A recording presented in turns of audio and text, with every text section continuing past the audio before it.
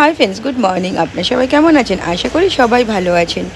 আজ মঙ্গলবার, অনেক দিন পর যাচ্ছি একটু বজরংবলী মন্দিরে। শরীরটা আমার খুব একটা যে ঠিক আছে এমনটা একেবারেই নয়। যাই হোক, একটু ইচ্ছে হলো তাই ভগবানকে পুজো দিতে যাচ্ছি। আমাদের বাড়ি থেকে এই মন্দিরের দূরত্ব ওই 3-4 মিনিটের মতন পায়ে হেঁটে।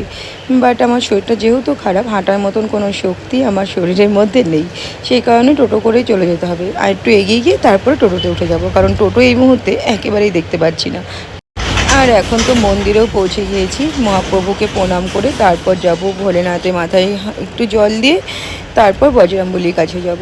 যাই হোক, এই যে আমাদের কালিয়াগঞ্জের মহাপ্রভু, যিনি খুবই জাগ্রত, সবার মনের কথা শোনেন, আর খুব ভালো লাগে, শান্তিপূর্ণ একটা জায়গা।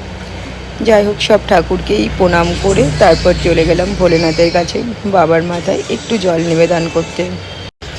আর এই ভোলেনাথকে পুজো আমি এখন থেকে করি না, আমার বিয়ের আগে থেকে আমি এই ভোলেনাথের পুজো করি। কিন্তু তাই মন্দিরে আসতে গেলে ভোলেনাথকে বাদ দিয়ে অন্য ঠাকুরকে পুজো করবো, এটা আমি স্বপ্নেও ভাবতে পারি না। অনেক বছর ধরেই ভোলেনাথের সাথে আমার সম্পর্ক। যাই হোক, চলুন ভোলেনাথের মাথায় জল ঢেলে দিই।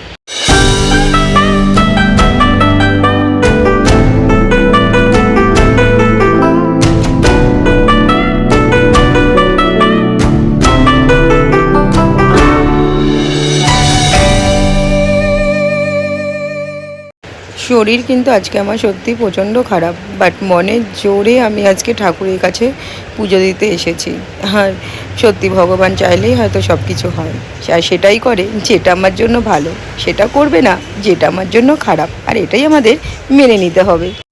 আর এখন এসেছি বজরংবলী মন্দিরে। একই সাথে এই মন্দিরগুলো, তুলসী পাতাতে আমি রাম লেখার চেষ্টা করছি, বাট আমি রামই লিখছি সেভাবে বোঝা যাচ্ছে না।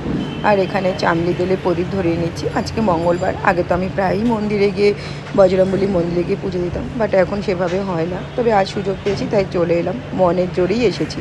চলুন বজরংবলীকে পুজো দিই। এবার পুজো দেওয়াও হয়ে গিয়েছে, আর এখন বাড়িও চলে যাচ্ছি।